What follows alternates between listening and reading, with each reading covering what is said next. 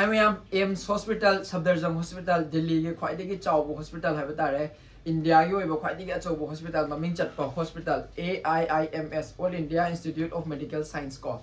Sida treatment over se kamain tawi habado adugi matangi block oitini ba ko. Yamna laiba OPD ta kaksilani OPD ka aga appointment lawraga appointment do puraga chatlani layengani medicine da yengani process to mathang naraga na sinai adu tawada to haira matungda takleng basi loithoga yumda nuaina pharan ki biya bako adubu reality da di mayam sisi oi de bako process yamna changba thabak ne matam changba thabak ne price di expenditure se magi expenditure se zero di oi dune government gi sarkar gi hospital achauba ne bako Aiims ta no wena treatment to pa mi da no OPD kamaina logani treatment kamaina tawani karma matam da chatkani adoga magi timing na karino magi gate number kaya no akwai na pa metro station bus station sina karino lupa kaya changani kanam khangmana te aduna layeng badila aga khogi paisa yamna changa ga chatle habigi maram do ngasi agi videos du oitune ba aigi yamba amagi angang amako macha nupa ne magi treatment to basida ai isa yauraga habitare ko hobadagi hona OPD lobadagi na angang sin hek treatment loiba phone akoina chalubagi Aiims ki experience se aina mayam na yam kanagadra haina Sabdarjung Hospital gi ga Aiims Hospital gi ga hospital ani sigi maruina ai sigi video se sembage oh si hana utki ge fajai mayam video se makha tarak poina ko aina hauji lai mafam je khwaidagi mayam ne hena khangnaba mafam ne bako si mafam je ado Manipur gi film de yawbudune mo herakani hoi mane ado puning badi aduna te sida Sabdarjung Hospital ne urise Aiims ki hospital manaki keno ne signature view ha betare si mafam je ko tasang na video se mayam skip tawragadi yengbigano skip tawdabida fajana yengbiyo aduga khangbiyo ado mayam da su share tawthokpiyo ha betare hajike changurase Aiims manungda ko marakta ngak thola ambane makha process kamai tawe yengminarse Aiims ta treatment ama tawge hai targadi ko treatment tawbase makhal ani laiduine ba ko general OPD ama lawraga natraga emergency da lakba amaga oidune ba ko emergency da lakpo itargadi emergency da adum direct pusilaga di moina adum mathang OPD card semba ama tawraga treatment se adum aduda loisin graga ne ba ko OPD lawbase akhoi online portal laiba ko mai online portal se OPD se ORS habadi online registration system ko OPD lawbagi gate number se hana haige Aiims ki gate se masing yam ba ko Aiims ki gate se masing yam banina confuse am oibane ba lambi ngaur he ko ju gyan tadre gate amade muk thule tawle ko chalaga OPD se lawre phare online OPD se lawra matung da khoi se gate number 6 Aiims ki gate number 6 ta chat kadam ne ba o main OPD lo form se chatlani aduga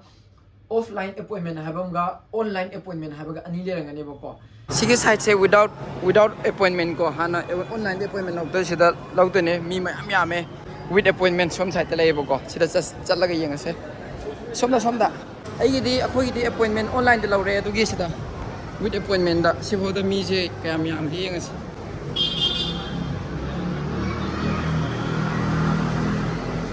morning gi afternoon gi adu single window ko akhoi live timing si hire de mayam yam thengabra khangde pung tare ta da ngai simi mayam sengo hana akhoi online de appointment to khibai ne mayam sumaina online appointment tarok ta de sida security da sumaina ulaga yengase mo asumaina ko patient care coordinator na sumaina yellow lit laga adum lepangane ba ko moida appointment do ulaga moina adum guide tawrani phajana sida lairam khriba mi mayam sengo mayam OPD ke pungse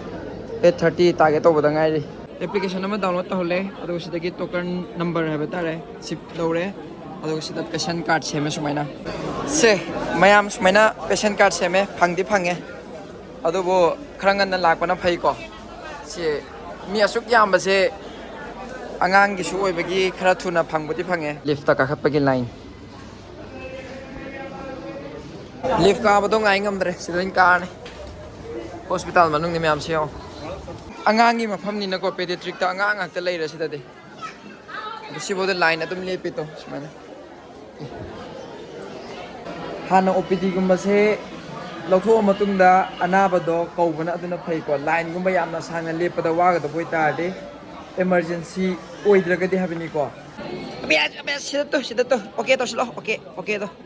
angang la hoji angang la mina yu su khara leira si lepo sumna lepo medicine dagi report sumaina iraga pithore myam aduga moina se OPD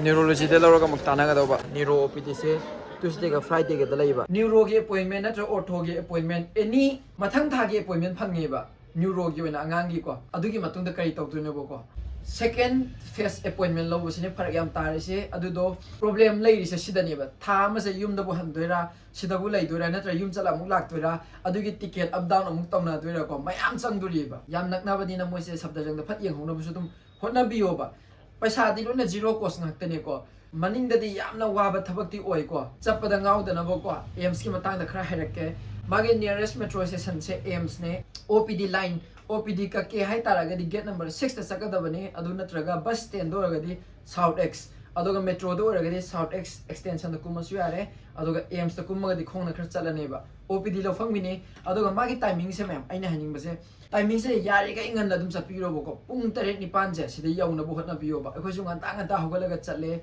Uber gumba ke kuma da sapna phai natraga metro da ko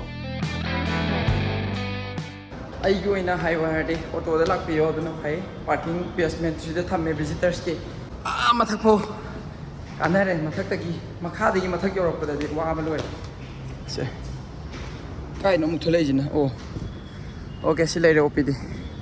akhoi ju neuro da transfer tawre neuro da yeng tho hai re adu refer thabirak tra ba review thabira ba aduna neuro gi appointment lo gi matang da yam kuina khoi se adumana pallaga lay adubu pallaga lay badi lainingdam ni na sabdarjang da treatment tok those haina sabdarjang da OPD lawraga sabdarjang da yengtho eba Aiims hospital se nakan da leire aina leire ba sai sina sabdarjang hospital ne boko lambi gi nakan da ambulance ma'am leire aduga sida ukhri ma'am se sisina phugi pharmacist ko aduga bus stand sina Aiims haina thai je to sise si leire ma'am sabdarjang gate number 2 ko guys nungai ba thabak tin ate akhoi na chele se pung 9 tare ko smaina ayuk ki pung 8:30 8:11 chale ado ngasi na muk sabdarjang hospital tare Aiims ki process se yamna sange ngai ba su wasile week amani sujile hojik sabdarjang da laine si kamai tawge aduga ai ko na phasana haira ge yengmina se sabdarjang hospital da le to mayam sabdarjang hospital se gate number 10 le gate number 10 se kadai de sangani aduga kari gate number kaya da kari le habado mayam khang na ba ai ulage silai je to sise map ne bako campus map ai je pulap full laire sida gate number 10 phole jo bra sa gate number 10 1 dagi horaga aduna sigi se mayam screenshot tawna ba mong dai phasana hapake se thangjin bi ba phare sabdarjang gi treatment lak pata ga di siam kanani khale yo khanda aduga sida gate number kari gate number da kari lei habado se layer ne se jo mayam screenshot tawsin biro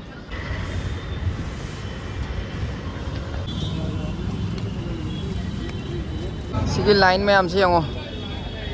pile sida so sang na phami to bhai sahab hojiki line mayam du ure na hojiki du na atopo OPD gi ne ko aduga medicine gi ama magi OPD tonga ma le ha adugi di kamai to romani line ngang so wa ba timing we to ware abyas ware sports sana ba kangu gi injury ama ma to bodo mokoi gi keno ne ko asida yeng treatment to famne duma sije sabdarjang gi hoji akhoi lai se mayam ko sigi gate number 10 mapa gi sida lai to heart command center da lai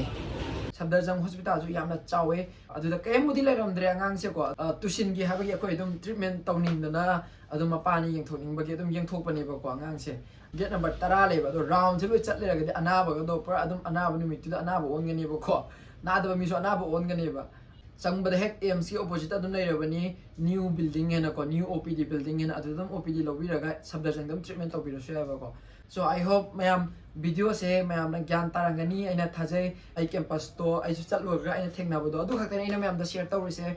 mayam na khanbiro appointment tawraga lakona phabra tawdabi lakona phabra ko tawdabi lagana Delhi dagi lairaga mafam chaba ma da lairaga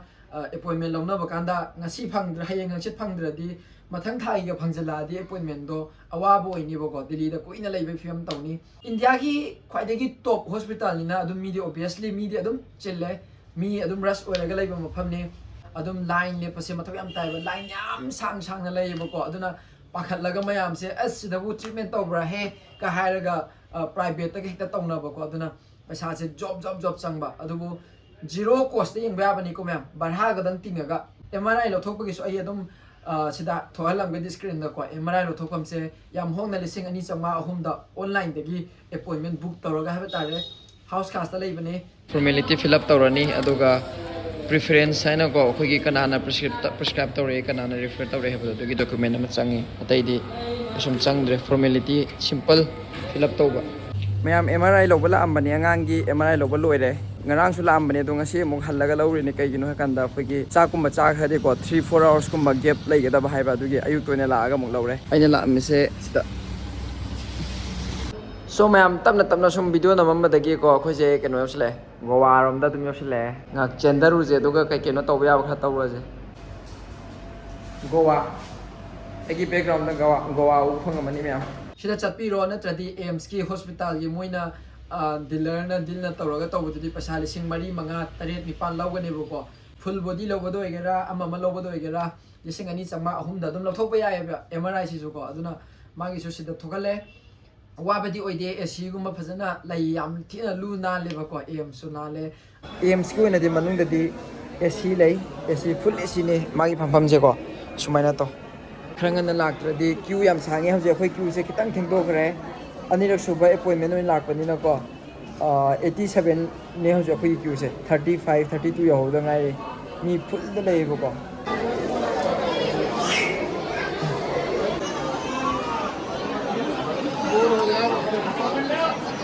pung tare tagi tholak pani me hojik siang to pung ahum makhai tare thengna lakpa se kana de sai mi pa chilam bani da be hange ai maning da loina hange jikte aham biyeng basi ase khoi sisi ne boko sije OPD card chumana semaga yenge adogi matungda pediatric tagi moina thare ise sida review to haibani ba neuro da ko neuro OPD se khoi laure ngasi Tuesday numit ne adogi ngasi amuka sumaina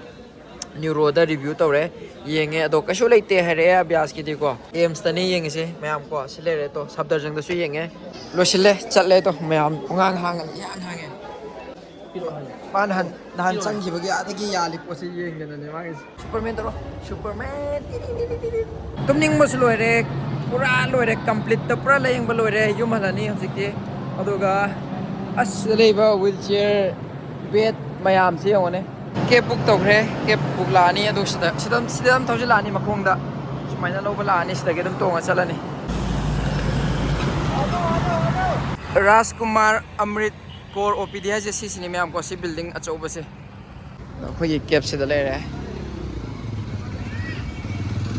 please move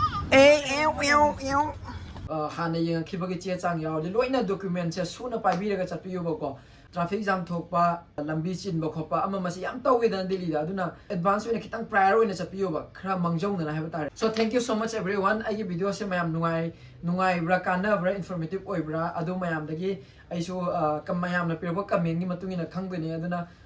like oi gera or natraga mayam na yengi ha badu maktang ai comment da khangan biramo video se disdalo se lage makha ta ba adum discuss to ningba leiraga so aina adum matam sangjaraga di ko adum ai comment section da so adum ai reply to jage sadarjang gisu Aiims gisu chamanai adum aina appointment di launa raga adum chatweni loina online di loba ya bang hakane ticket ka ala kani Delhi da laga matha sabai muhut pudi hana online di appointment yengbi raga ticket ka aga lakpiyu aduna best ta ni khale thangi kana ba nungai ba video mo purake ngasi gi sele bye bye